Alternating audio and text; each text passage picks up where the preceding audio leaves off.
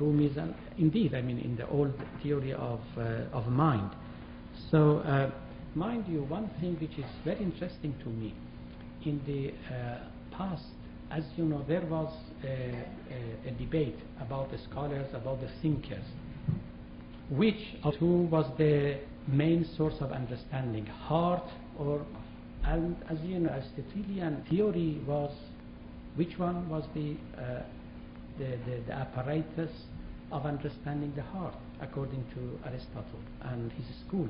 Actually, mind was there in order to cool the blood. So that was the cooling the blood, that was the main function of the brain. But for the understanding, of course, it was heart. Curiously enough, you will find in Rumi that he uses the brain as the organ of understanding rather than heart, you see. And this is very significant. Of course, there was a debate in the past. I'm not saying that he entered of a new theory, but the reasons behind it is not clear to me. Why Rumi opted for the brain as the organ of understanding, or as the residence of mind, if you like, rather than heart. In many places he says, my brain is empty of intellect and so on. So he is very explicit on that.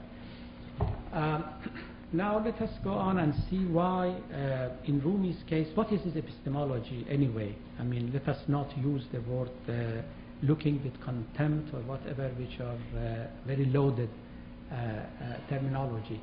What is his epistemology, i.e. what is his ideas about reason? I have chosen for you actually 3 stories here.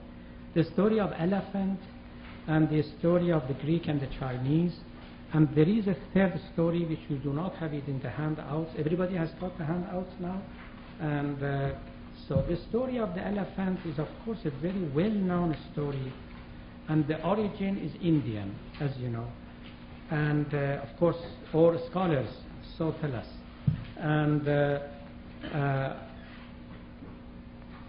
you can find it, of course, in Ghazali, in Ihya al-Ulum, in the revivification of the sciences, and no doubt the source of Rumi here is Ghazali, because he has taken so many things, ideas and stories from Ghazali, especially from his magnum opus, Ihya al-Ulum, including this particular story.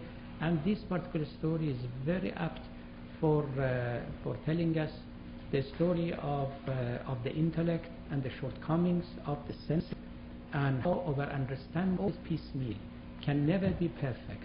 And in order to be perfect, we have to use another organ or another source, another apparatus, whatever, which he thinks that must be either the revelation or love. But as far as we are entangled or entrapped by our senses, by our system or organs of understanding, we never comprehend the thing comprehensively. It's always partial understanding of things. The story of the elephant runs as follows. You have got the handout, and I would request one of our friends here to read us. Martin, would you read us? Elephant in the dark. Some Hindus have an elephant to show. No one here has ever seen an elephant. We bring it at night to a dark room. One by one, we go in the dark and come out, seeing how we experience the animal. One of us happens to touch the trunk, a water pipe kind of creature. Another the ear, very strong, always moving back and forth fan animal. Another the leg. I find it still, with a column on a temple. Another touches the curved back, a leathery throat. Another, the cleverest, feels the tusk. A rounded sword made of porcelain. He's proud of his description. Each of us touches one place and understands the whole in that way.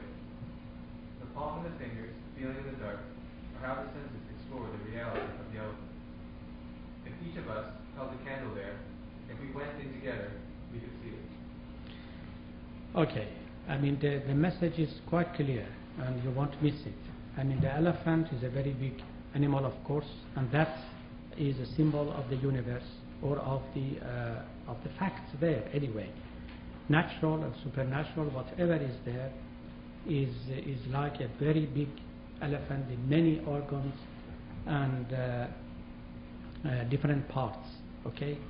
Now it is in the dark, and this darkness is the darkness of the senses, is the darkness of the understanding, is the darkness of our eyes, if you like, to see it and to feel it and to comprehend it. So in darkness we approach the elephant. Okay.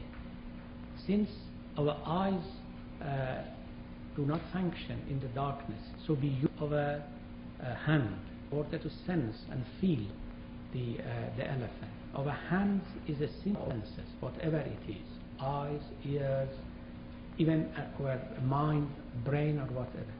So we can only part of it because the elephant is so big. We cannot actually cover all of it. We can only touch part of it. Now people who try to understand and to know the world. So now we go out of the darkness and we discuss among ourselves what we have found. It is exactly like a seminar in which scientists are there and they are discussing their findings, okay, their scholarship, and they are very proud that they have found something at last. And everybody claims that he has touched upon the whole reality. He has found and he has covered the whole reality. So he says that the human beings, for example, the definition of human being is this, and the other one says that it is that and this and that.